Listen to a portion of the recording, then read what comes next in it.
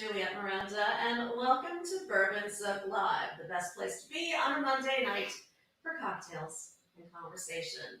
Hanging out with me behind the scenes and pressing all of my buttons would be David, the producer. I know how to push those buttons. I'm pretty good at it. You do. You are the producer monkey. Yeah, and I am energized because we didn't do last week. Yes, we did. Oh, we didn't do the week before. They all roll together now. I don't even know what week it is. Is that how little this show means to you? What show? Right. So speaking of, that's what we're doing tonight. We're going to be talking about movies. All of our favorite and least favorite movies, no holds barred. And joining us in about half an hour will be Kevin Israel and Kevin Gootee from the Gutting the Sacred Cow podcast. I was just on theirs, and we had a rousing discussion of the movie Pretty in Pink, but we'll talk more about that later. Until then, David, the producer. Yes. We got a whole bunch of people hanging out in the chat with us. You do? Do you want to take up to it? Well, let's have roll call, y'all. It's like fucking romper room. So our gold star for first of the night goes to Mad Kiwi, who was here early and tailgating with us. So cheers to you. Our little friend Jerry is here as well, which is always exciting. Jerry. And I see that Bashful of the Round Table has joined us, as well as Richie Z. Apparently, you need to turn my mic on, David, the producer. Oh, really? Your mic isn't on? I don't know. Let me see. No, you need to turn your mic on. It's on. Oh.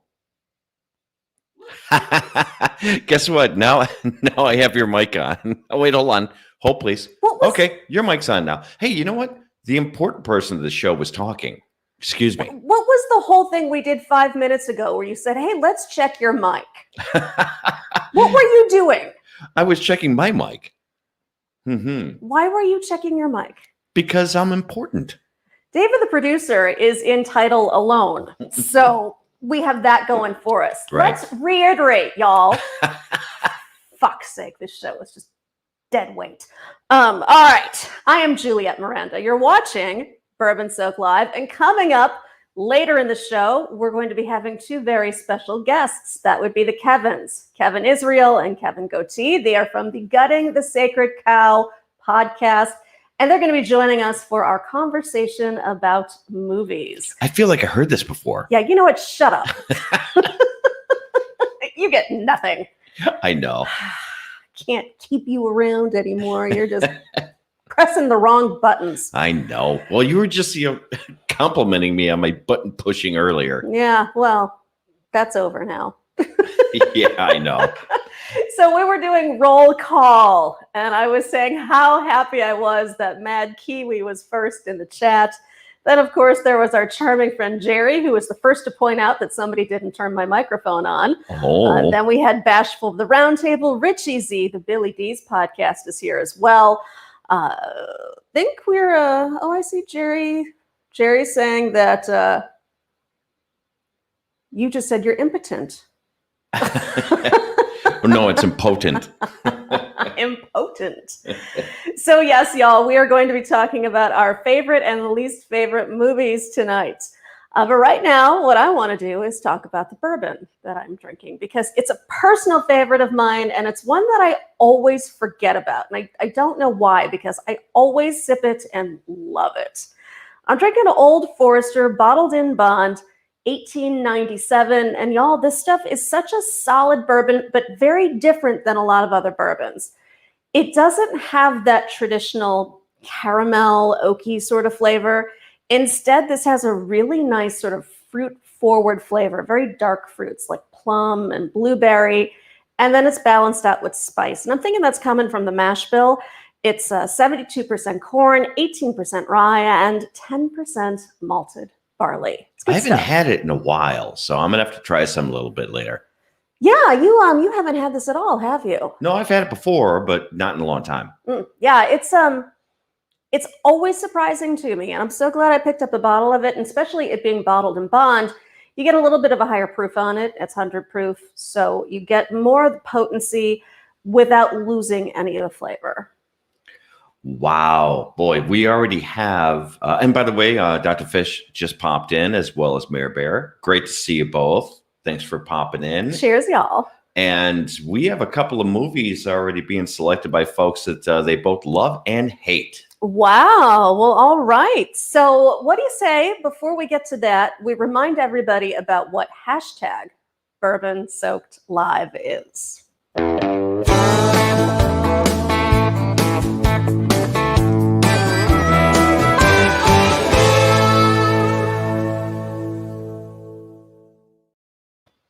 This is our little getting to know you routine. All you have to do is take a photo, create a meme, and post it to Twitter using hashtag Bourbon Soaked Live. I think we have one left over from last week. What, don't we? We do, yeah. Mr. Producer? This is Container Man. Container Man watching last week's show, the one that David, the producer, forgot that we did. It was obviously memorable. Yeah, I'm not going to ever let you live any of this down, by the way. So Container Man, thanks so much for joining us last week. Hopefully we will see you later on in the show. So y'all, it's that simple. Snap that photo, post it to Twitter, use the hashtag Bourbon Soaked Live, and let us know it's there, and we can feature you on the show. Yep, just read the red in the bottom. You'll see it on the screen. That's right. And one little reminder, if you are watching us on Facebook right now, I cannot see your comments. So if you want to join the conversation, just come on over here to YouTube. We got a great crew hanging out, and you won't have to hear me say, fucking come over to YouTube already, because you'll be here. Right. And while I'm at it, fucking like the channel, like the video, subscribe, and do all that shit, because cha-ching, I'm telling you to do so. That's right. And that's at the bottom of the screen now, too. See, I'm not a bad producer. I'm just really slow. Sloppy. And sloppy. But I'm not drunk. Are you sure about that? Because you were just telling me you polished off almost a bottle of wine. No, it was more like a half a bottle of wine. Oh, half a bottle of wine. Yeah. Well, that's completely different. That doesn't count. So we are talking movies tonight, y'all. And I see we've got some great candidates already. Mad Kiwi has called out Pulp Fiction every time. How can you not love that movie? Pulp Fiction is a classic movie. But it is not my favorite Tarantino movie. No, and we'll get to Tarantino in a minute. Yeah, but so we're going to be having a whole conversation about Tarantino in a little bit, but I do want to say Pulp Fiction, awesome movie. And Jerry is saying that he is a candidate for least liked movie, and this is perfect because I wanted to start out talking about horror movies. American Psycho. I cannot believe you don't like that movie, Jerry. I get it. I really do. That movie doesn't entirely hold up, and it's definitely not as good as the book. And it has a really weak ending. The ending is not great. I'll give you that. But the lead-in is amazing. And there's so much dark humor in it that I really enjoy. The scene with him playing Huey Lewis in the News and just rhapsodizing about the sports album before killing somebody in his little plastic raincoat, that is just genius. And the business card scene. Oh, the business card scene. That's classic 80s right there. You know, the business cards, the weight of the cards, the font of the cards, and they're all the same. Yep. Jerry says the character is not likable at all. Yes, Jerry, that's because he's the American Psycho. He's not supposed to be likable. You're not supposed to be endeared to him. You're supposed to be scared of him. Yeah, that's pretty much it. You know, a maniac, but that's fine. So Conqueror Cam has joined us and says, I just had some amazing sex. Sweet. Wow, let's hope you weren't alone. Good for you. Yeah, I hope you had a partner. Yeah. Amazing sex. I have to know about what makes sex amazing. Not all sex is amazing. Right? Yeah, some of it actually really sucks. Why was this particular round so amazing? Was it someone there had new? to be something that had to be amazing. Like it was complete. Yeah, someone like new is always really good. Sexy, dirty outfit. Something like that. Right. Mm. Are you going to tell inside story? I don't know. Should I? Or should I save that one for the archives? Save it for the archives. For the webcam. So I wanted to start off by talking about horror movies. Jerry has already called out not liking American Psycho. I just saw a brand new horror movie. It's called Willy's Wonderland, and it stars Nicolas Cage, who says nothing for the entire movie, which makes him infinitely likable. It's about these animatronic characters in a showbiz pizza-like place, like a kid's fun farm kind of thing, that are possessed by evil spirits that come to life and murder people. It is hysterical. I mean, just pure, grisly, over-the-top, campy fun. I loved it more than I can even say. I fell asleep 10 minutes into it, so I can't even comment on it. Yeah, but you fall asleep regularly during movies. Jerry says, you know what turns a woman on, David? Remembering to put her mic on. Ding, ding, ding. Oops. Hey, Joshua Parks here, says hey. And Mama Redneck is here as well.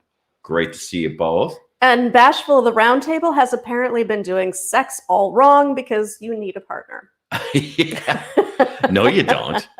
No, you just get batteries. My love, could you take a minute and take a look at the chat for me, please? Oh, yeah. Looks like we're going to have to get rid of somebody. So I want to hear about your favorite horror movies, y'all. So we've called out American Psycho. We've called out Willy's Wonderland. What is the best horror movie that you can think of? And it doesn't even necessarily have to be scary. It has to be something that is just great. A great horror movie. Right? Let's see. We got nothing. Oh, I see Bashful says Planet of the Apes sucks. I wanted to talk about that one. I'm very curious. Now, one, are you referring to the original series or are you referring to the remake of it, the re-envisioned Planet of the Apes? Because personally, I'm not a huge fan of either. Well, I like the first one in the very first first movie with Charlton Heston. Oh, the Charlton Heston one. Yes. Okay. The very first one, because that ending is pretty spectacular, right? It is. I know, especially considering the time. Was just so monumental to see. Yeah. It was a very epic scene. So that one I like. But now fast forward to them doing the redo. Yeah, the reboot. I love the first reboot. First reboot kicked ass. I enjoyed it, but I don't know. It didn't have as much impact on me as the original one did. I felt like it was just too expected. Although I did. Going back to the first one, though, it is too campy now. Oh, it's ridiculously campy. Yeah. Yes, yeah. It does. The acting's way overacting. It's not great. True. Very true. Not a big fan. But the CGI, I wish was better in the reboot, the very first one. So I see we have all sorts of great suggestions here. And I'm going to start with Greg Sparks, who calls out the Poughkeepsie tapes. I was a little underwhelmed by that one. And I'm personally a fan of the like hardcore horror movies that we're talking like as gross and fucked up as they get. That one just, it was actually a little boring. Something about like the newsreel footage and all of that, it just didn't work for me. But really? I appreciate why people love the movie. I get it. Just didn't quite work for me. Oh, and Jerry says a great horror movie, The Horror of Dracula, Hammer Films rule. Yeah. And Hammer Films do rule. Hammer Films are amazing. They really are. You get that classic monster movie feel of them. And I love any horror movie that is done effectively in black and white. And I think one of the best examples of this is The Haunting by Shirley Jackson.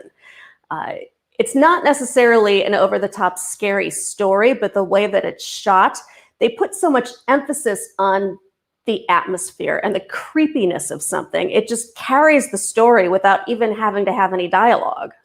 Now, here's something that I think is a little controversial because Billy Dees calls out Silence of the Lambs, which some people do say it's a horror movie, but some people say it's a thriller. Yes, the big conflict. Is it a horror movie? Is it a psychological thriller? Right. Exactly. I find that movie to be more psychological thriller, but there are a lot of there's some good death scenes in that though. Kill scenes. No, there aren't. The elevator. Are you kidding me? In Silence of the Lambs? Oh my God, yeah. Oh, right. Well, you don't actually see anybody get killed. You see the aftermath of killing. I think it still counts because I don't it's think like it seeing does. Jaws. You know, you don't see Jaws till like halfway through the movie, right? So same kind of concept. I also don't consider Jaws a horror movie. No, Jaws isn't a horror Most movie. creature features aren't horror movies. Creature of the Black Lagoon. They say that is Well, a horror but movie. that's actually more of a love story, I think. What's the matter with you? Now, Mama Redneck says the third Nightmare on Elm Street was hilarious. I saw it when I was in a psych ward. That if you were on the right drugs, then absolutely I could see that movie being hilarious. See that movie being fucking awesome if you're on the right combination of hallucinogens. I am a huge fan of the Nightmare series. I really am. As far as the slasher genres go, I really feel like Freddy Krueger is one of the greatest villains ever. He's mean, he's scary, he's insane, and he's got a sense of humor. Right. I mean, what more do you want in a crazy, badass like that?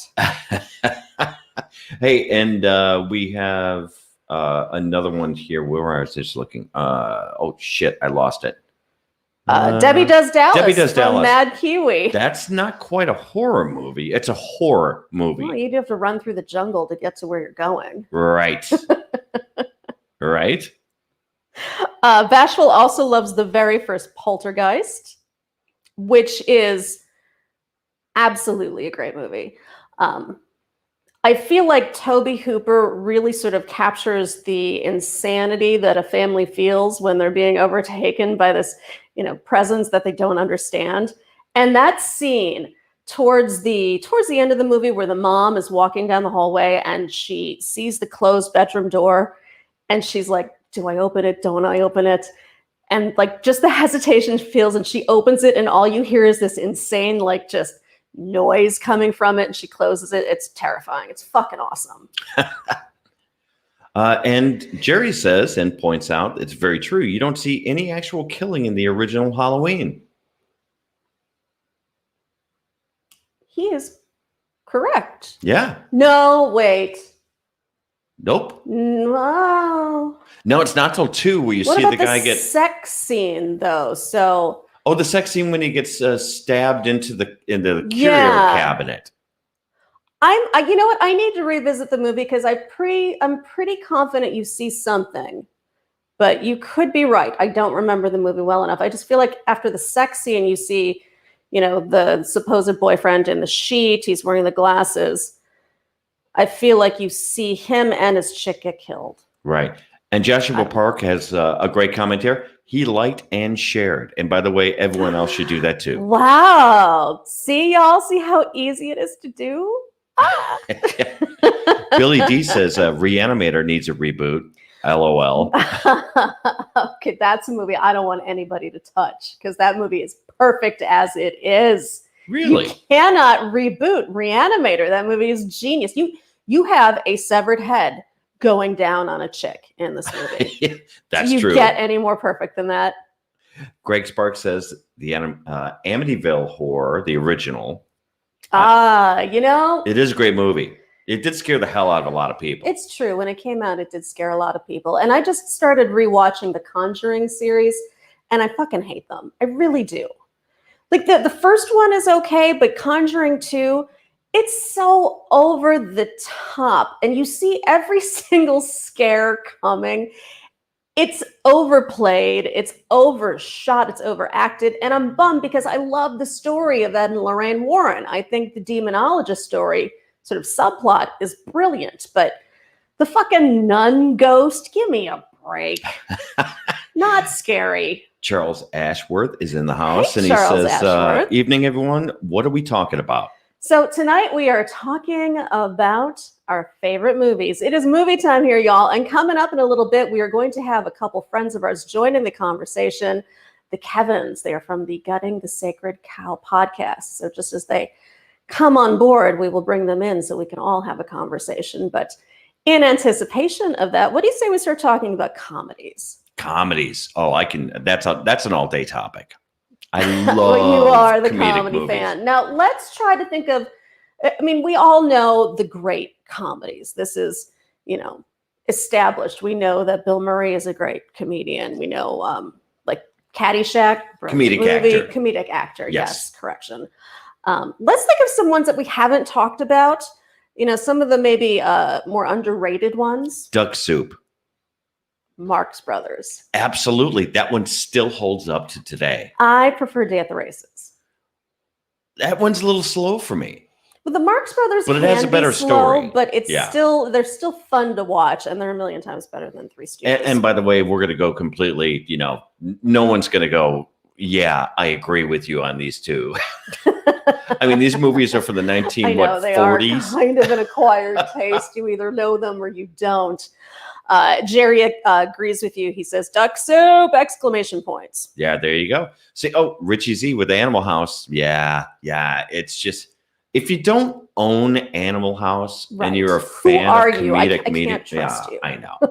Animal House is just perfect on every level. One that is a more recent movie that you and I bought because we really enjoyed it was Take Me to the Greek.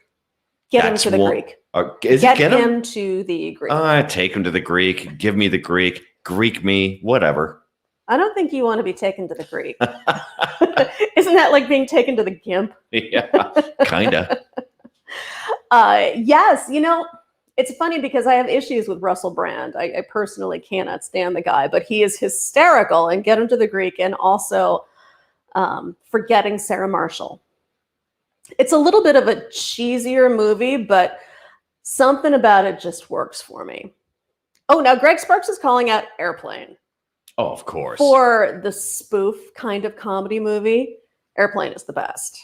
Well, I would put as a second place to that movie because Airplane kind of started the genre in a way of those spoofy movies from like major, kind of tragic movies from, they had like it wasn't a Titanic, it was the Poseidon Adventure. Oh, and sure. And you had Midway. Movies. Yeah, all the disaster movies. And that was kind of a spoof on those in a way.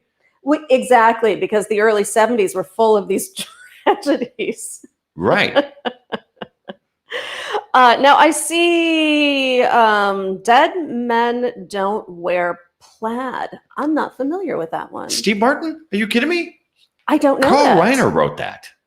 Oh, is that the one that starts off with him or not starts up, but he's like walking on the highway or he's a hitchhiker? No, that's LA Story. Maybe it is. Yeah.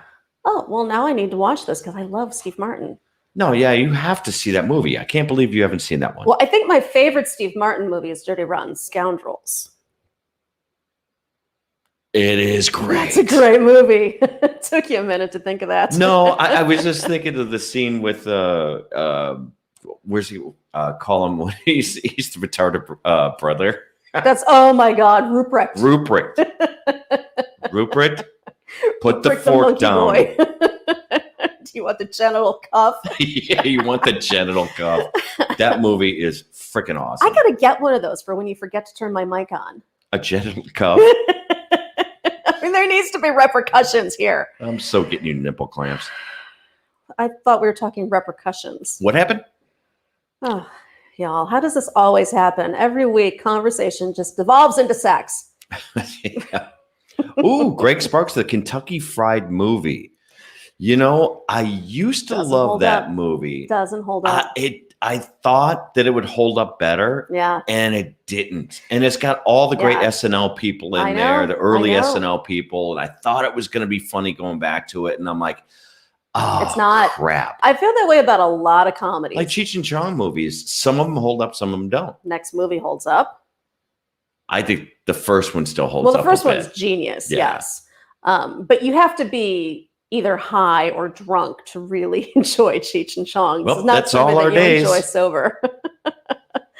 And Jerry agrees. Kentucky Fried didn't hold up as well. Richie Z is drinking Old Forester 100 Signature. Me, I am drinking the Bottled and Bond Old Forester. So cheers to you. Yep, the old Bottled and Bond. Oh, and Mama Redneck and Bashful were saying Mrs. Doubtfire. I got lost in that movie. Y'all, you're gonna make me say it. I fucking hate that movie. Oh, how could you hate it? Mrs. Doubtfire. It's not hateable. Oh, it's so obnoxious. How so? Well, one, it's Robin Williams, who I'm not a huge fan of. Well, I know that. But he's dressed up as an old British lady so that he can get time with his kids. The whole premise of the movie just feels really icky to me. It's like Tootsie with an old broad. I don't know what it is about this movie. It rubs me the wrong way every time. And also, it has Sally Field in it as the most cunty mother ever. I don't know. The movie it bugs me. But one Robin Williams movie that I love, that I think is fantastic, is The Birdcage. Yeah, that is a good movie. Absolutely. Bashful of the Round Table says twins. That was an interesting comedy because it's Danny DeVito, Schwarzenegger. It had some good lines, but the whole premise of the movie is put two ridiculous people in the same room and let comedy ensue. Yeah, and I don't know how well the two of them work together. I feel like it was definitely a little more awkward. It was supposed to be, I suppose. But and what makes you a movie reviewer? Absolutely nothing, y'all. I know. I have zero qualifications, although in college I did take a movie on you took a class on gender studies of women in Disney cartoons. Ugh. Yeah, well, I took it as a throwaway class. I was a senior. I didn't want to really take any more classes. Obviously, liberal arts college. A fucking liberal arts college. What do you want from me? By the way, Container Man's here. Well, Container Man, it's nice to see you. We showed your picture a little bit earlier on in the show from last week. So yes, thank you for that. Cheers to you. And as a reminder, y'all, you can post photos to Twitter using hashtag Bourbon Soaked Live. Mm-hmm. Now, we're talking comedy movies right here. What about the movie American Pie? Does this still hold up? I haven't seen it in a while. I don't know if it holds up. That's a good question. I think the Stifler stuff is pretty funny. Always has been. In the first movie, first movie. Yeah. I mean, they dragged it out over the next two. But well, he started to lose the humanity of his character, and he just became this sort of, odd man out, everybody picks on me kind of guy, and he just lost any real sort of genuine spirit about him. Mm. Bashful says, I love the Korskin brothers. And that one I couldn't get through. I had a hard time with that one. I don't know why. Yeah. The Burbs. Greg Sparks. Burbs is fantastic. Yes, Greg Sparks. The Burbs is just funny on every level. I love when they're down in the basement as Tom Hanks and his buddy, and they're going through the book of Satanism. And he's like, they get in your head, buddy. Satan is good. Satan is our friend. That's right. I was chanting that for weeks after the first time I saw that movie. Hey, by the way, I just realized that when we have those guys on, that we don't have earphones or anything to hear them. Are you kidding me? Well, I wasn't thinking about having guests on this show. Speaking of, they were supposed to be here like what? Right now. Hey, and there's one of them now. Yeah, there's Kevin, which we'll bring him up in just a moment here. But until I get my earphones. Yeah. I'm gonna work this out. So. You do that. David, the producer, is producing nothing today, y'all, but it's okay. We think he's cute. So let's continue this conversation about comedy movies. Here's another one I need your opinion on. Clerks. Does the movie Clerks hold up? And I'm going to give that a big, fat, fucking hairy no, it does not. The movie was a little tedious when it came out, and then you started to appreciate it, and now you watch it again, and it is nothing but people complaining and talking. And if I want that, then I'll go to the convenience store down the street and find it for myself. I'm not going to subject myself to it on TV. The best part of this is I see Kevin Israel literally, backstage right now with his hands over his face. I will say the one good part of Clerks is the conversation about blowjobs. The sucking dicks. Right.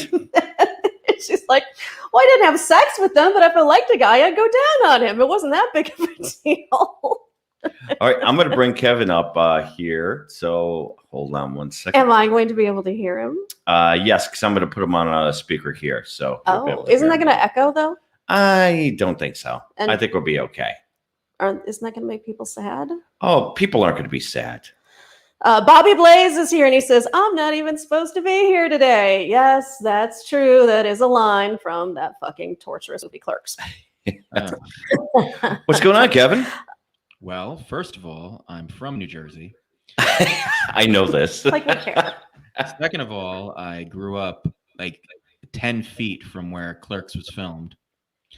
Third of all, Of course you did. third of all, I love Clerks. I want to leave right now.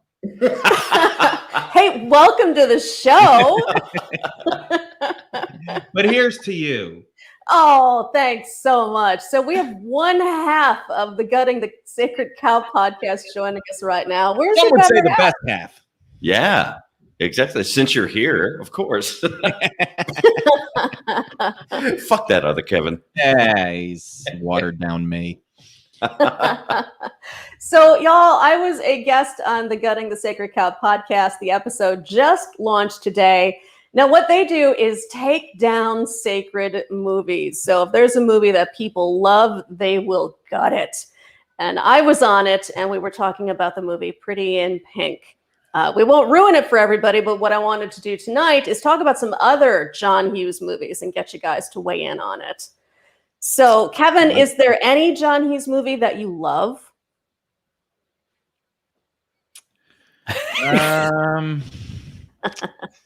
You know, I was never a huge John Hughes fan. Now I have to go back and look at his entire filmography and make sure that I'm covering my bases before I say something that people are going to start yelling at me for. All right, well, we'll give you a minute to think about that. We have one of the other Kevins joining us. Look at that. There he is. Hi. Now I can hear you. Hey, what's going on, buddy? Hey, guys. What's going on? How are you? Doing good. Doing Good. good. We were just talking about a couple things. One, Gutting the Sacred Cow podcast. And two, we were talking about Clerks. And three, you're fucking late. I kidding. had a daughter who wanted to say hi because we just finished an episode and she wanted to tell me all about her spelling test. So sorry. Oh, make it about the kids. Now I can't bust your balls. And, Everything and is I had to get a spell check, cocktail bro. too. So I had to get a cocktail as well. So. Oh, okay. All right, well, cheers, y'all. So what we're doing right now is I wanted to know, I had said earlier that I was on your show talking about Pretty in Pink. So the question of the night is, are there any John Hughes movies that you actually like? Absolutely. Ferris Bueller's Day Off is in my top 10 personal favorites, without a doubt.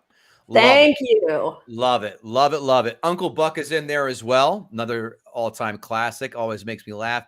Planes, Trains, and Automobiles. Another magical one. I like the first Home Alone. I like the first Home Alone. That's good. Home Alone 2 stinks, but the first Home Alone is solid.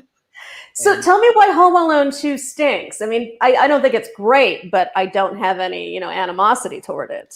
It's a shitty, recycled, same exact carbon copy as the fucking first, like beat for beat. And the real problem I have, and I lost my shit with this after a recent rewatch, is when he's at the Upper West Side at his uncle's abandoned apartment where he lays all the traps for them. He's getting Kevin McAllister gets pinned down by the two burglars, and who shows up? The homeless woman in the fucking park. Now, how the fuck? I know the city like the back of my hand. I work in New York City. How the fuck does a homeless woman know in the middle of Central Park that several avenues over that Kevin McAllister is getting fucked up? At least with the first one, the neighbor can hear shit going on and it's completely believable. But with this, it's just, oh, here we go again. And it's just this same watered down bullshit in the second I've always hated that side story in Home Alone 2. I mean, who the fuck cares about the homeless lady covered in pigeons? What does she add? Nothing. It's just a moment of redemption. And let's all be kind to each other on Christmas again. We've already played that song in the first one. It worked with the neighbor and the family getting back together with his daughter. But again, that's why it sucks. It's the same recycled shit beat for beat and just done worse. That's why I hate Home Alone 2. Yeah, he doubles down on his tropes. Now, Bingo. DZ in the chat has called out Christmas Vacation. What about that one? Love it. Love Yes. Christmas Vacation. Oh, the best. Yes. The Christmas Vacation is, in my opinion, the best vacation. I will say the one part of that movie that drives me nuts is that moment he has when he's locked in the attic and then you're tortured with his home movies. I don't see the point of that being in there at all. Yeah, that's that's definitely a lull in the movie, but I think the whole I movie. already feel good. I don't need to feel even warmer and fuzzier about this movie. It's overkill.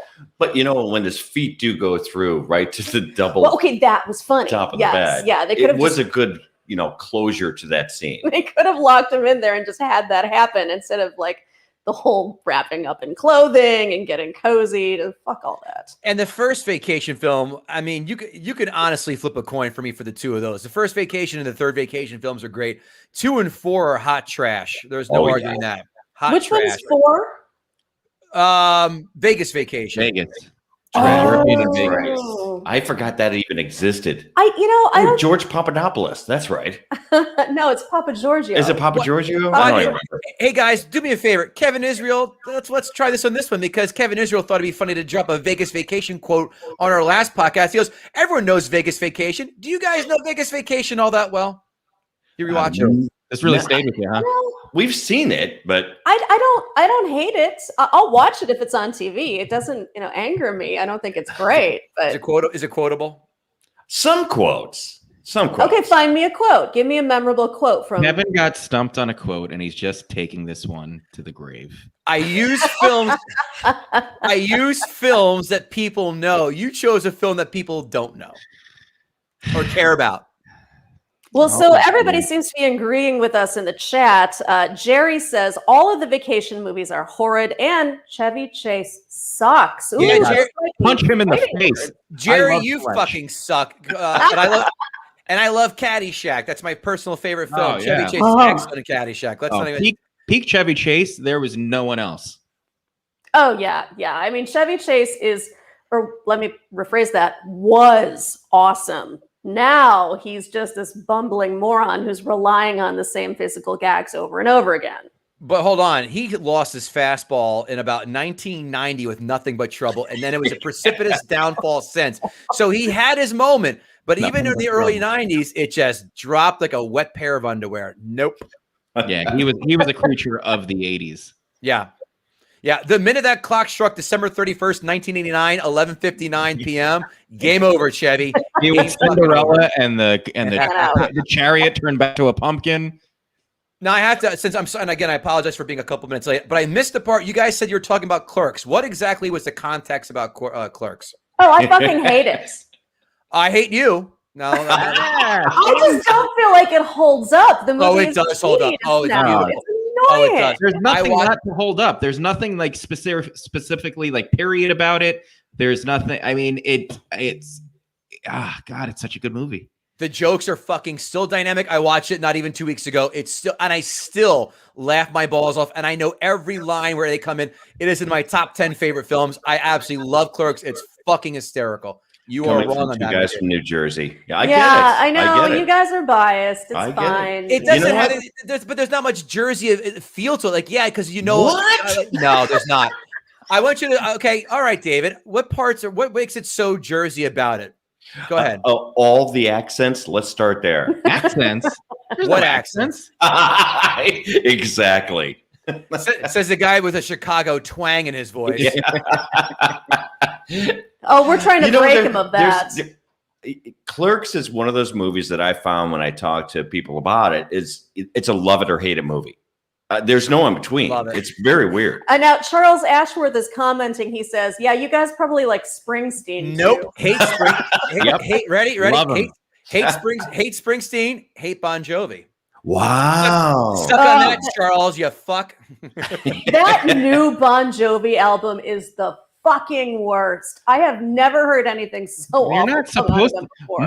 much like Chevy Chase, you're not supposed to listen to anything from Bon Jovi I after was the just gonna 80s. say, yeah. No. Wait. Blaze of Glory, Young Guns 2. That is the end of the road. That was the 90s. That's right. But he hasn't been able to sing past those chiclets since 1995. He's got tombstones in his mouth. You're so right. Jesus, does. what did he Oh my do to God, his I face? know. He put surfboards in him. Right. Fun fact: I raked Bon Jovi's lawn when I was a little kid. Ooh, Did they pay you?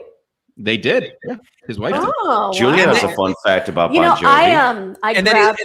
then he lit the leaves in the pile of leaves in a blaze of glory. Oh.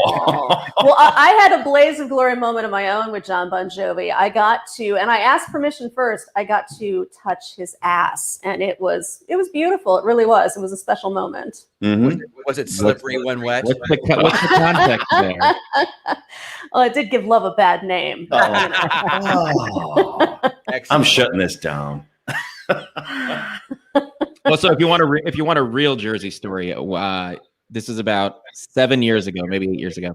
I was at a gym in Monmouth County, which is the area where I live, and it was in the I don't know why I was at the gym in the middle of the day, but there was nobody else there, and I was lifting weights, and I needed a spot, and there was this older guy who was also working out, and he was wearing a tank top, cargo pants, and this crazy big weight belt. But he looked like he was really going at it. So I went up to him and I said, "Excuse me, sir, do you mind giving me a spot?" And he said, "Oh yeah, sure, I'll help you out." So he comes over and I was doing shoulder presses. So I'm looking into the mirror and he's behind me and he puts his hands on my arms and he goes, "All right, ready, 1, 2." And I was like, "Oh my God, it's Bruce Springsteen." Yes. You know, my daddy No always way. said, my daddy And always said, I was sitting there and I was like, "Holy shit, Bruce Springsteen is spotting me while I lift." And so I was like, "You got to be cool. Just play it cool." Pretty cool. So I started doing it, and he's like, "How many think you're gonna do?" And I was like, "I don't know, 7 or 8." And he's like, all right. I ended up doing like 18 because I was like, I need to make this Oh my moment God. last as long as possible. When I was done, he was like, "Oh man, that was real good. That was real good." And I was like, "Yeah." And then I couldn't come up with anything to say to him because Well, what are you supposed to say? right, it was either going to be like, "I love you," or Mhm. Yeah. or like, "You want to go drive around the Jersey Shore?" Like, what am I going to say to him? So then I he know. went to do his own thing. But this other guy had come in and he saw the two of us working out together and he like gave me the nod, like, "That's pretty cool. You know Bruce Springsteen." And I was like, "Oh yeah, Oh, we're all yeah, friends." we go I- way I- back. I have questions. One, how do you do bench presses wearing a jean jacket, Bruce Springsteen? and two, what is Bruce Springsteen doing at a Planet Fitness? That's my second question.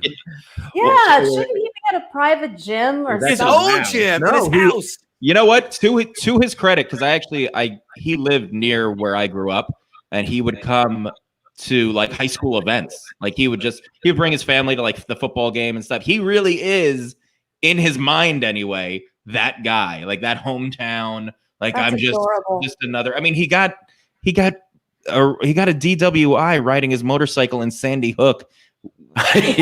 No, like, what are you doing? You're literally one of the biggest music stars in the world, and you're riding your motorcycle around a federal park by yourself in the middle of the night. It's funny Hammered. when He you had get it. he had a .02. He had Yeah. what Oh, .02 is is that nothing. it? Oh, it's fine. Oh. That's nothing. He wasn't hammered. Listen, I'm not a big Bruce fan, but let's be honest. That guy, he got a bad rap didn't on know that. that. He got a real bad rap. It was a .02. Yeah. Can you imagine, by the way, Kevin, with him benching you? It's like, all right, you know, what are you going to go for? How about 2, 3, 4? This next song's called Rosalita.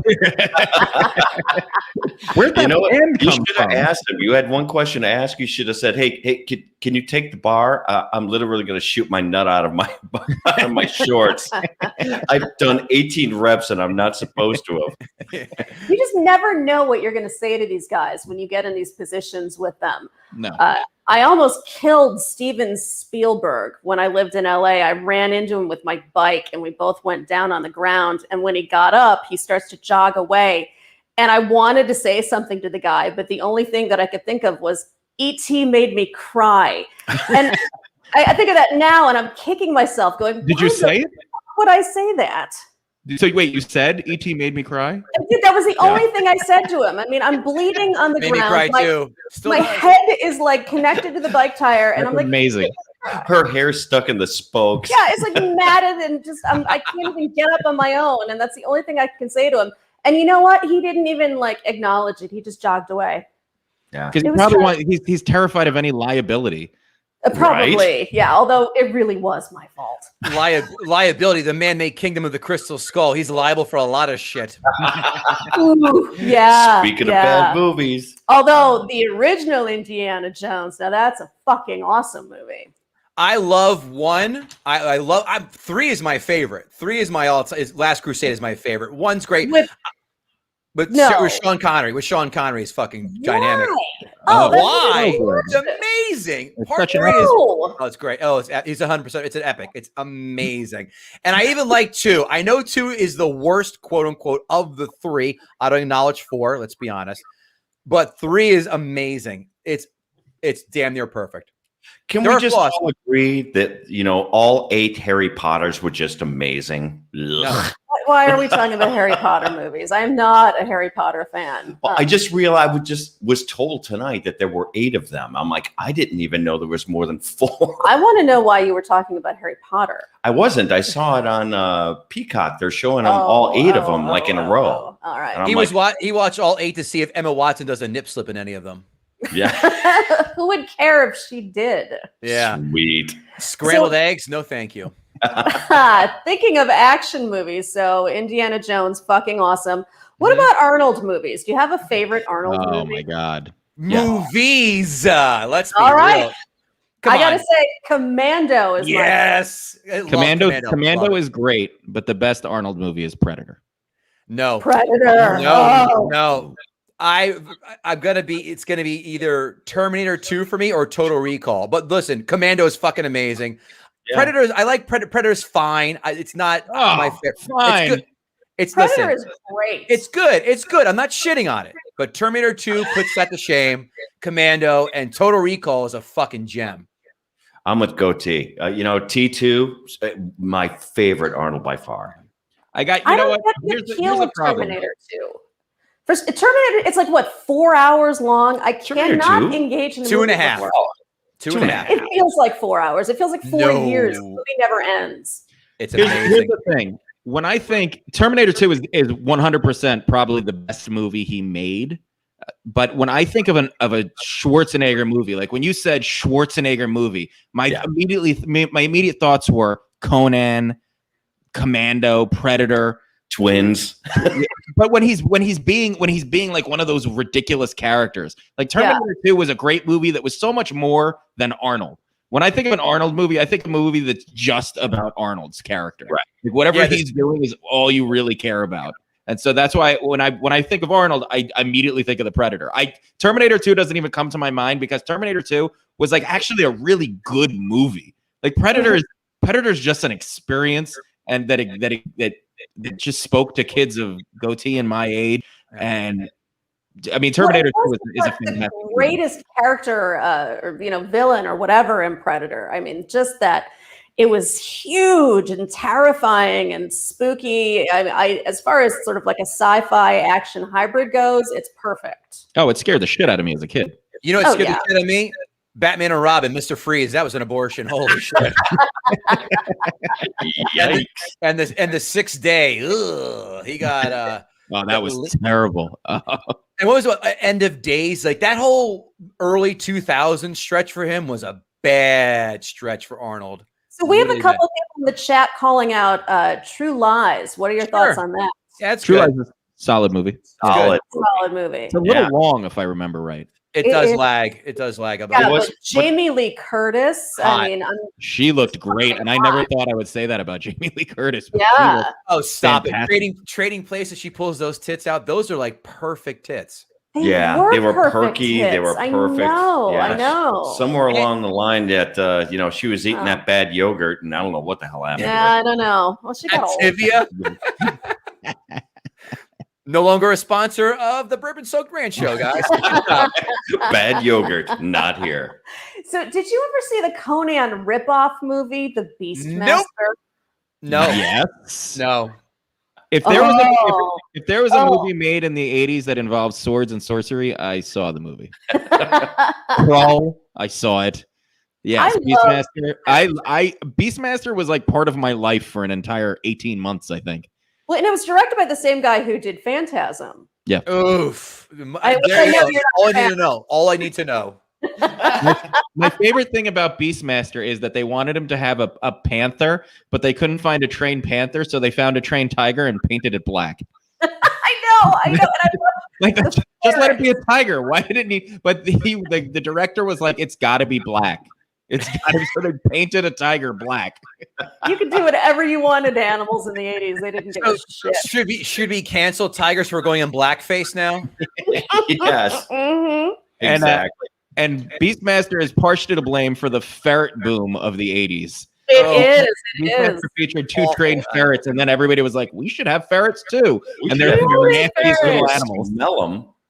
Ugh. So I see a question in the chat from DZ who wants to know what your thoughts are on Pinhead from the Hellraiser movies. I saw the first one about a year or so ago. I was not impressed, not one bit. I'm not a big horror guy to begin with. I mean, the Nightmare on Elm Street films are the mountaintop for me. But the Hellraiser, the first one was shit. I was not a fan of it, and nor Phantasm, obviously, as well. But no, not a fan. Phantasm is not a good movie, I'll say that. But I think the first Hellraiser movie for the time was really well done. It doesn't entirely hold up anymore. I mean, you really see some of the flaws in the cinematography and the creatures. I mean, you can see the wheels underneath things as they're being rolled in. But I still think it's a good movie. I like horror, but that's it. When I saw Hellraiser, I remember thinking, like, it felt like they were trying so hard to make this as scary as possible. And it's almost like when a girl is just trying to get you to like her and you just stop liking her because she's trying. So yeah. She's got everything on, the hard. mini skirt, the hair. Yeah, you're like, oh, just give it up. It's like, how can we make this guy scary? Put him in a black coat, paint his face white, put pins in his face. What else can we do? A cube that does stuff. Yeah, that's it. No. Well, I don't know if you guys can be trusted considering your feelings on the Scream series. It's a nice. I call it for what it is. It's just a nice satire. I know you hated it, although I will say the fourth one was not good, and now they're doing a Scream 5, which I can't imagine is going to be worth a shit. Again.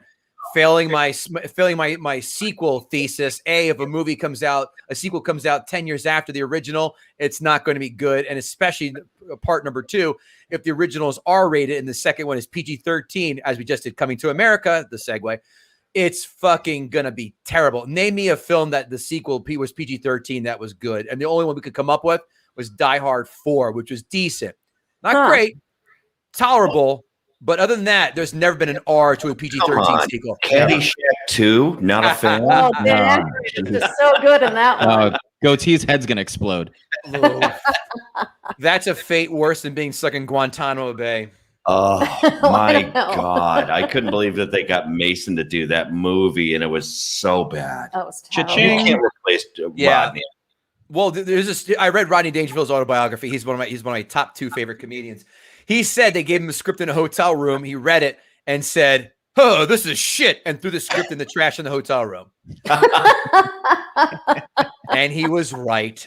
Oh, yeah. Oh, yes. Now, I see that Jerry is again contradicting us all and saying Coming to America was wretched. The first one? No. That's what he said.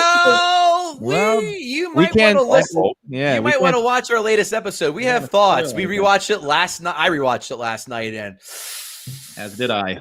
And really? I will tell you, rewatch. I'll tell you what, rewatch it and tag us. And I promise you. And I said this before. I said as a kid, Coming to America, the best Eddie Murphy film is not Coming to America. It's Beverly Hills Cop. And I will fight you all right now where you stand. What, you don't think it's The Golden Child? Oh, yeah.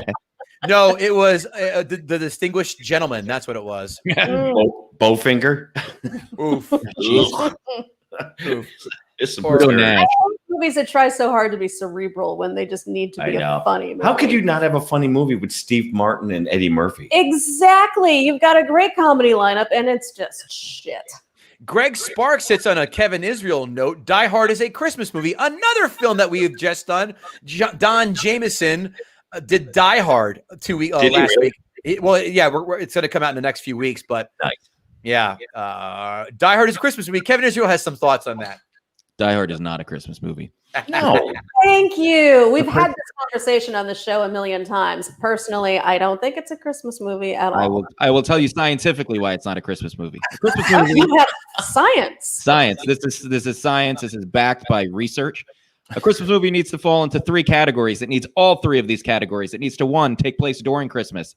2, it needs to be about Christmas. And 3, the theme needs to be one of the general themes about Christmas: goodwill to men, peace on earth, blah, blah, blah, blah, blah. Die Hard only takes place during Christmas, and it barely even nods towards that.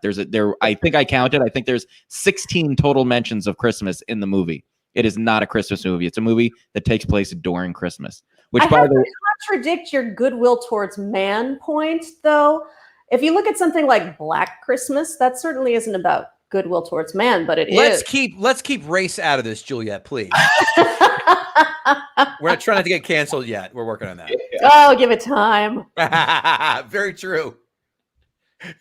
you know what? And I would argue that It's a Wonderful Life isn't necessarily a Christmas movie because it's not about Christmas. But it is about redemption. Yeah, it's the other. It sort of some of it takes place during Christmas, and it is about the one of the Christmas themes. But it wasn't even made to be a Christmas movie. It just kind of fell into that slot.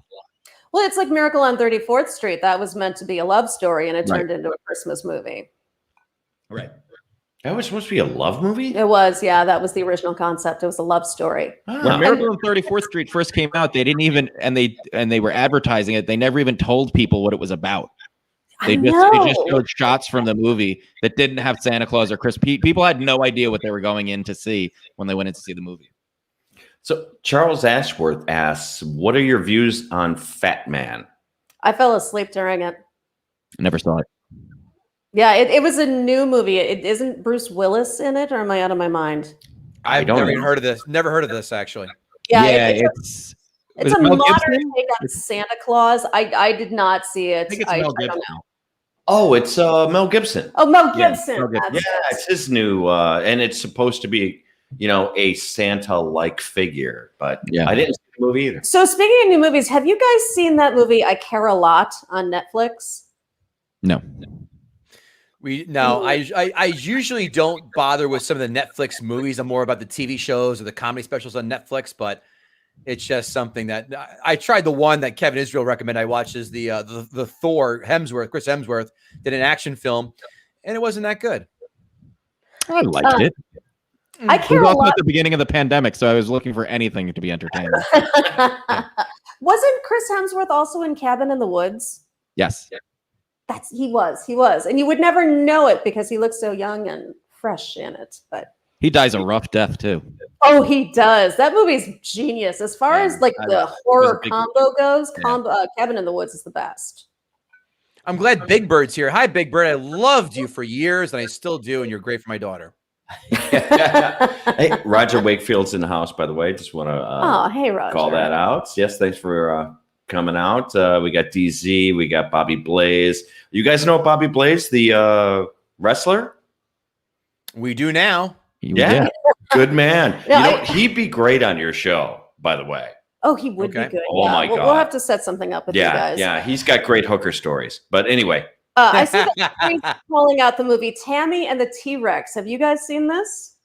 It's a No. horror. It's an They early probably haven't. Denise Richards movie. Ooh, you have my Wow. intent. Can I just rewatched was it yesterday? Do you remember National Lampoon's Loaded Weapon with Emilio Estevez and Samuel Yes. L. Jackson? Okay. Oh, yeah. It's cute. It's fun. There are funny moments, but are you going to watch it again? Do you want to own it? No. There's a scene where Dennis Leary's playing the piano. Denise Richards is one of the piano girls singing backup with him. How I go, random. I go, that's Denise Richards. And this is like 93. So this is way before Starship Troopers and Wild Things. yeah. Oh, yeah. And- Yeah. Tammy and the T-Rex is way before this. And she has a starring role in it as the belabored girlfriend of a guy whose brain gets stolen and implanted into an animatronic dinosaur. How She could also- that not have been a success? She also has a starring role in my Spank Bank and from Wild Things. You're going to love this movie. Oh, really? Oh, yeah. No, you're going to hate it. It's a fucking horrible movie, but it is Oh. perfectly horrible. Over the past year He is plus, I've become way too familiar with Kevin Gootee's Spank Bank. Yeah. So Yeah. what's I in feel there? like it's a library that I visit way too frequently. I know. Ew. There's That's a Denise good taste. Richards. There's Arnold Schwarzenegger. Oh, there's, yes, yes. Jamie We Lee Curtis in know. Trading Places, just that one frozen shot in time. Exactly. Charles asked a good. Charles wants to know if I'm related to the Baldwins. No, I'm not that much of an alcoholic. Thank you. Not yet. Working on it. Believe me, I'm working on it. Hey, so we got to talk about the podcast because you three just finished up Pretty in Pink. We did, yeah. We took down Pretty in Pink. So I had a good time with that one. I know you did, and we can see it, and we could feel your hatred coming out. That's why those people watching who want to do this podcast, and we have a very tight list. We're very VIP. Clearly, you guys are very choosy. I know. You might as well. Twice. You might as well had a bum on. Yeah, Gino Bisconti and I know. Let's talk about bum. Love you, Gino, if you're watching. We're just teasing you. That's the best. Yeah, the best episodes are the ones we can like feel and taste the vitriol. That's when we know we've had a winner. That's the key to this podcast. So for those of you who are tuning in, the podcast is called Gutting the Sacred Cow. And here's the theme. It's different than any other movie podcast there is. Here's how. We invite guests on like David and like Juliette, both two different times. And we have them pick a film that they just find absolutely overrated or just flat out fucking hate. They pick that film and their job is to convince us to see their argument. Now, sometimes the film just hangs itself. Sometimes they do a little bit of convincing, or sometimes we tell them, no, you're fucking wrong and dumb. But here's the twist. It has to meet one of these criteria: widely beloved, financially successful, or critically acclaimed. So it can't be a Phantasm or some piece of shit like that you're going to try and gut. It's got to be something people are going to look at their phones or the tablets and go, wait, what? Like they're going to go shit on the Goonies? Fuck that. Yeah, Jerry Gellup, that's right. Find another one movie podcast that does that, you piece of shit. Fuck you. Coming at me in the chat box. I'll tell you what's up.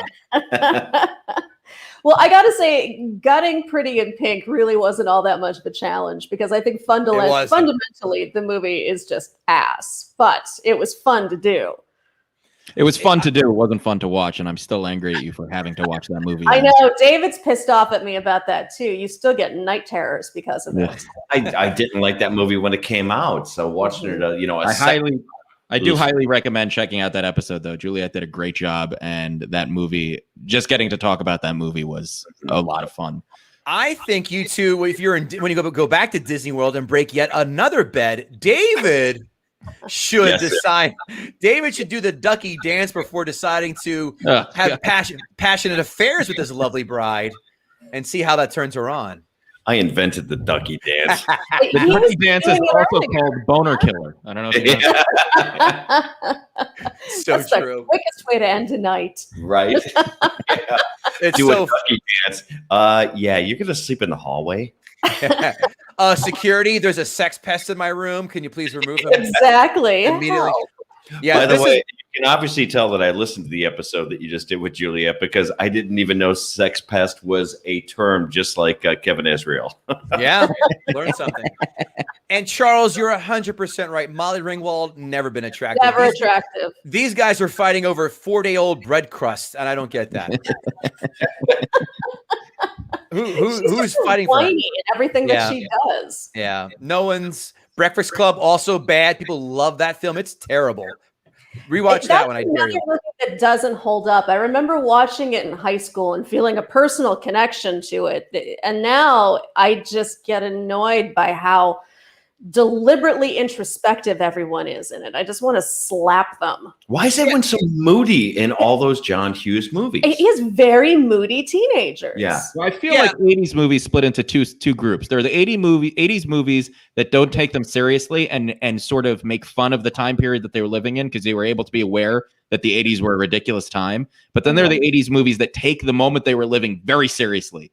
And I feel like that's Breakfast Club. Breakfast Club, you get all of the 80s stuff, but it's presented to you like the 80s were a serious time period, and it wasn't. It was ridiculous. What would you say the perfect 80s movie is? That's a loaded question, but I was just going to say Trains and Automobiles. I have no problem with that. No problem with that whatsoever. But yeah, back to real fast Breakfast Club. Yeah, so none of you guys decided to get up together and all do a chorus line dancing in detention as many times as I was in detention. I never danced with the people in detention. Fuck you. Perfect 80s movie. Boy, Plane Trains, I have no problem with that. I mean, But does it encapsulate the 80s? Nah, I see, to feel me, like that's a not the perfect 80s. 80s To me, like a movie- perfect 80s movie is like Top Gun. Gun? Top Ferris- Gun Ferris just Bueller. Yeah, that's another- captures the 80s. Ferris Bueller's another great. Ferris Bueller Bueller. I got to go with Ferris my Bueller. vote, Well, yeah. you know, we're also Chicago people, so, you know, fuck Clerks. you Well, know. then there's Blues Brothers, perhaps the greatest. Blues Brothers, but that's 70s. That's That is 79. No. Blues Brothers is 1980. You're wrong. Oh, Really? I thought It is. Blues Brothers was 79. I see we have a vote for Mm. About Last Night as Never- one of the best. Never Oh, saw I it. never saw it. Okay. Oh, wait, Charles Ashworth. Breakfast Club was the Clerks of the 80s. Yeah. Charles, go shit in your fucking hat. I laughed more in the opening credits more in Clerks than I did the entire film of Breakfast Club. Was Breakfast Club even supposed to be How does funny? that come from a guy? And he's written both those pieces. So you have John Hughes that does, you know, something as shitty as Curly Sue. Don't know if you saw it. If No. you did, it's the Titanic of John Hughes movies. It sucks. And it has John Candy in it, by the way, which is a genius, you know, comedic actor. Sure. And didn't utilize him well. Then you have Plane, Trains, and Automobiles. And I mean, how do you have that huge hit and miss See, it's ratio? because I truly believe for John Hughes, being a writer is his best asset and his greatest detriment because he's able to come up with these great story ideas. The problem is not everyone is a diamond. So you get these incredibly developed characters or ideas for a story, and then you get a movie like Weird Science, which Oof. just kind of, you know, flops in the end because it makes no sense. But Bobby Blaze says the perfect 80s movie is Fast Times. For the piece, for the being like encapsulating the 80s, I agree on that. But for that film runs out of steam at the halfway mark. Yep. The first 45 Completely. minutes are stellar. The last 45 minutes are fucking loathsome. what, the abortion wasn't a feel-good moment for you guys? Yeah, and they go to they go to the morgue and all that shit, and then the dance and all that. I mean, the last scene was Spicoli and the teacher at his house. Okay, that's fun. But other than that last half fucking stinks, man. We did that on the podcast. Another perfect 80s movie, Satisfying. Bachelor that? Party. Yes. Bachelor Party is a perfect I 80s haven't movie. watched I that in haven't probably seen 20 that in years. forever. And you're saying I it gotta go still back holds to it. up? No, the last like 10, 15 minutes is the last 15 minutes is this. It was a bunch of writers in a room and they were coked out of their fucking minds. And they go, we got to finish by 5:00. It's 3:57. And they construed this dog shit final sequence of them chasing around through a movie theater and all that to get the girl. It's so batshit fucking awful. But the first 3/4 of it is 80s gold and it still laughs. But that last 15, 20 minutes, shut it off. It goes off the rails real fast and real fucking wrong. What about Night Shift? I was just going I to say just watched that for the first time Night Shift. this Oh, weekend. And I don't understand all the love for it. It's okay. It's very 80s-ish, but it's not. I don't think it deserves all the love that it gets. It's You know it's what? It's fine. really good in the beginning, but the whole ending piece is horseshit. Yeah. In that movie. Yeah, that's true. That's true. Yeah. It ends poorly. And it wraps everything up in a nice little bow. Even the dog with the, him chasing him in the apartment. It's just ridiculous. All right, well, here's what I know what your opinion is on this, David. What's but that? what about Romancing the Stone? Overrated. Not good. Overrated. Not good. Oh, I haven't that- seen it recently enough to have an opinion. I remember watching it thinking that it felt like a watered down Indiana Jones. I'm Oh, just it going to is say that. Absolutely. It is, but it's funnier and Nope. it's got Nope. Kathleen Turner in it, who at the That's time a negative. total sex pot. She was, Negative. You're she gonna- was No, she's hot not. in the No, 80s. she ready? Go. And I just saw this for the first time a few months ago. Body Heat, not that good. Everyone ranted. They said, "Oh, that's like almost the Basic Instinct because of the sex appeal to that." No, Kathleen Turner is not hot. Was not hot, even at her prime. And now she looks like Chris Farley in a fucking wig. I'll pass. If you're gonna try to chase the dragon that is Indiana Jones, you better come correct. Correct. You better come hard. You better bring it. I got to tell you, the first Mummy movie with Brendan Fraser came close. It was a solid movie. He created a great character, but it's still. I mean, I can't think of any movies that the kind of the adventure genre that come close to Indiana Jones, and Romance in the Stone was just a rom-com version of it. But yes. What do you guys think of The Outsiders?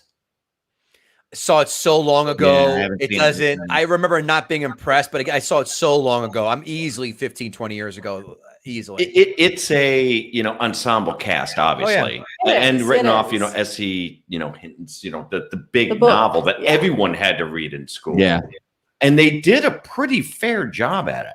Now you talked about writers and that translating into movies with John Hughes. Another one that I find just like that, Stephen King, fucking way hit or miss. That's the problem. More miss than hit. Does not translate into good horror movies because all of the tension and all of the scares that happen in his books actually happen inside people's heads. And to make that into a movie, it rarely works. I can one up you. The thing about Stephen King books, and Stephen King is a master of writing characters. He can write an in-depth character that you feel like that you've met, you could talk about them. Capturing that in a movie is incredibly difficult, and it's always the linchpin in Stephen King's movies. And if you watch his worst movies where it really fails, they end up failing the characters. And it's the perfect example of it is the miniseries they just did of The Stand. The Stand is one of my favorite books. Yeah. It's an amazing book that you have to. It's such an epic, long novel, but it's worth every page. This and the miniseries tried to truncate it and robbed you of all the characters and all of their experiences. And you lose all of the impact. Yeah, and that's what happened. That's why when you look at Stephen King books that they made into movies, right, like Shawshank Redemption or like The Green Mile, they get the characters right. They really grabbed. They made these. They got the depth and the just the feel of those characters, and they did it so well. Maximum Overdrive, same thing. Oh, there's a horrible. Never saw it, but I heard it was just a trip. Oh yeah, you don't need to see it. It's dog shit. It's just insufferable. And if you really want my feelings on Stephen King, listen to our episode of Gutting the Sacred Cow, where I gut The Shining. You know what? Good You brought that up on the last episode with Juliette, and I have to go back and listen to that one. That's one I haven't heard. But I feel like that's a popular opinion because the movie just lacked everything that made the book so effective. And Jack 100%. Nicholson overacted every fucking scene in that movie. Yep. My favorite take on Stephen King is actually your take, which is that Stephen King hasn't written a good book since he's been on coke. Yeah, no, he wrote his best books while he was freaking out on coke. 100%. Yeah, he hasn't written a good book since he got clean. Larry says The Big Chill is a phenomenal movie. No, it wasn't. Nope. Oh, you tried to get me to watch that. You talk about maudlin? Yeah. You're like, let's watch this. And I'm you know what that was? That was, I don't know, whatever the studio was. That was the studio saying, you know what? We got ourselves a hell of a bunch of licensing fee money to go piss around and bit 14 of the top tracks of the 60s and 70s. Now I want you to go take those songs and I want you to go make a movie where people do next to nothing so we could play all 14 songs and then buy the soundtrack ad nauseum. And that's what they did. That film was as lively as Kevin Costner's role in that. Who played a corpse? Thank you. I know. Yeah, Kevin, he wasn't even shown in the movie, I believe. Yep. Yeah, Kevin Costner. Yeah. Yes, I see Jerry is suggesting that Whoopi Goldberg has no good movie either, and I'd have to agree with him. What, you didn't see Eddie? By the way, I finally saw Ghost. What an overrated piece of shit that was. Oh, that movie. What a snooze fest that was. Everyone was ranting and raving how great it was. You go, this is bad. No, it's terrible and just come on, Sister Act. I gotta tell you, if you took the romance story out of Ghost and just made it the story about this ghost trying to avenge his death and speak through a woman, it would have been a much better movie. It would have been The Sixth Sense. It would have been The Sixth Sense. Also Yeah. overrated. Yeah. Oh, you think so? See, now I don't. It's a one trick note. It's a one trick pony. It by It a is, totally mile. is. yes. And I personally cannot stand M. Night Shyamalan. I hate his movies. I think he is one of the most overrated directors I've ever heard of. Yeah. Every movie follows the same format, and it's got the same twist to it, and it's just all by rote. I cannot stand But that Apparently first his new show is amazing. What show? His Shyamalan's new show is apparently amazing. What I show's have that? not seen it. I Is it can't. My A wife's been one-man watching Broadway it. show, or On Apple, It's about- on Apple TV, right? Yeah, it's about this family who they talk about they have this kid, but the kid is a doll, and there's some like cult involved. I can't remember the name of it. I'm not gonna bother looking it up. But it gets incredible reviews, and everybody's saying it's awesome.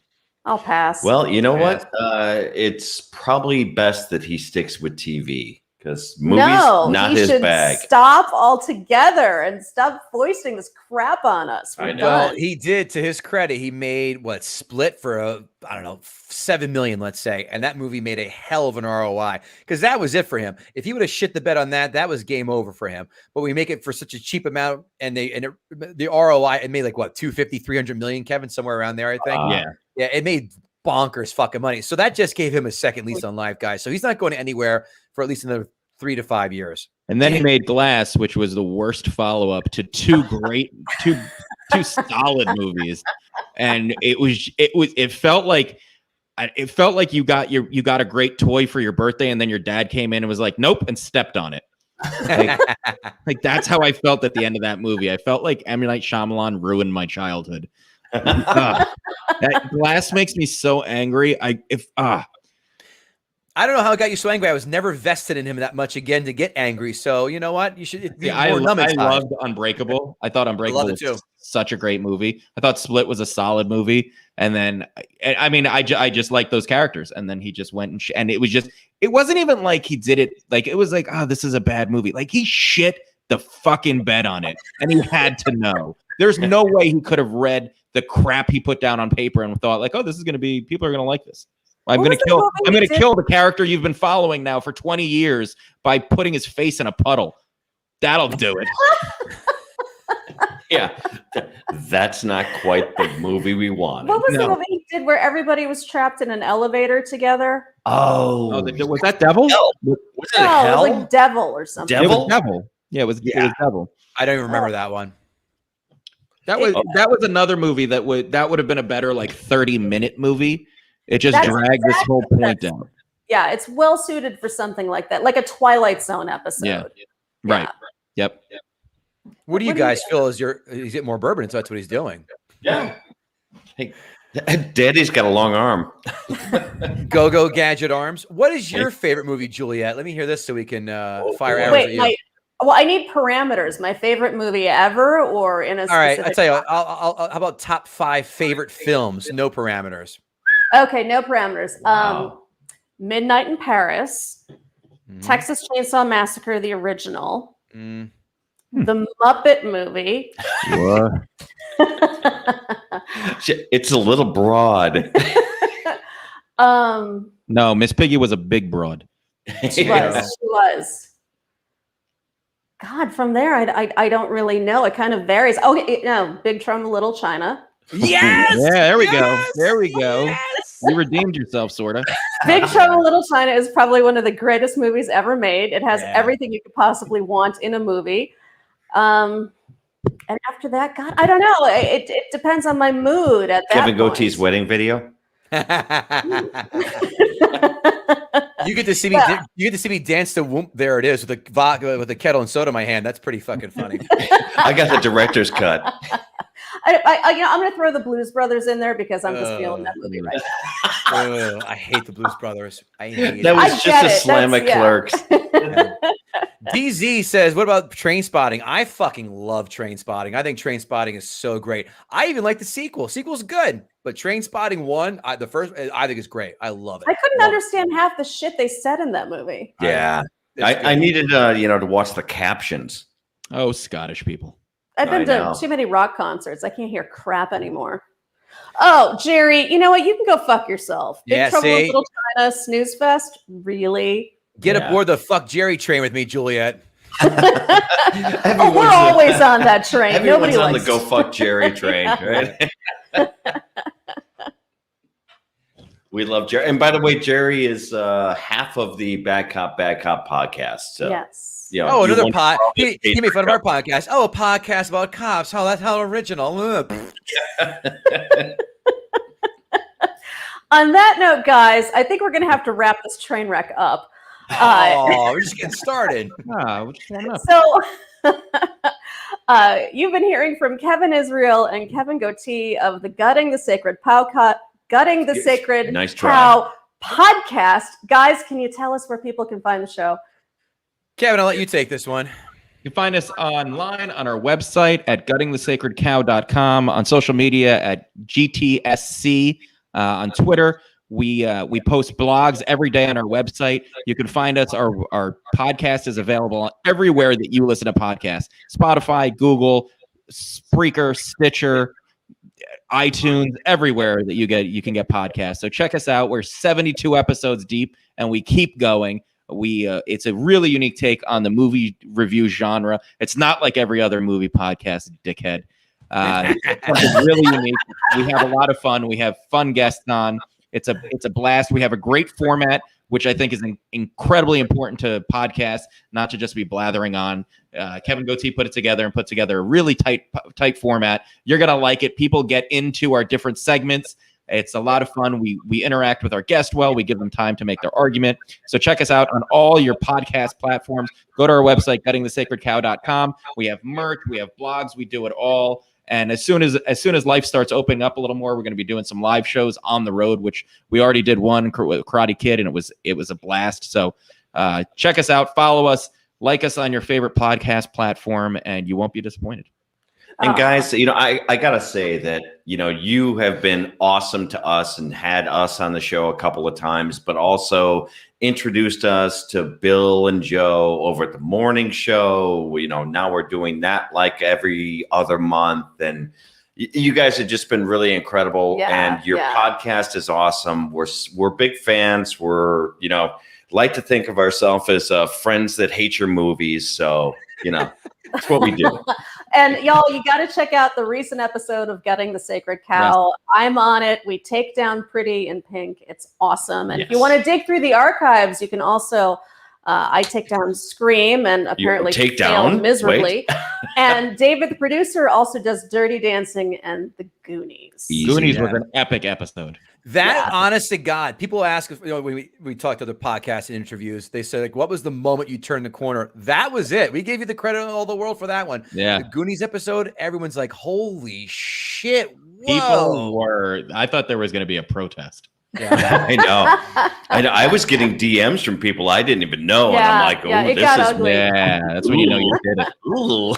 But you know what? When people go, you know what? Rewatch the film. You guys are right. Fuck that film. It's right. Yep. That's the best part.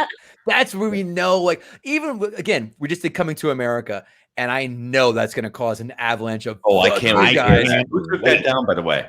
Rewatch it. Get back Who to took us. It down?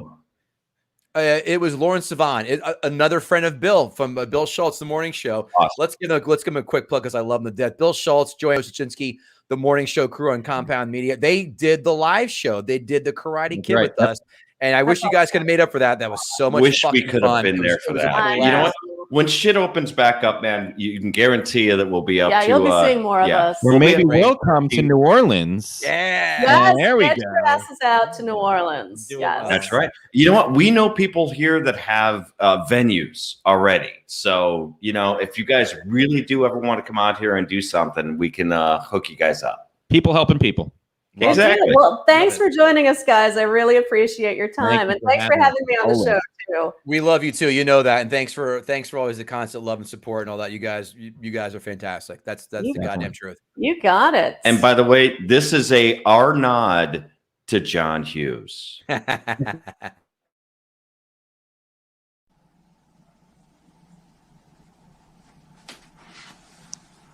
You're still here? It's over.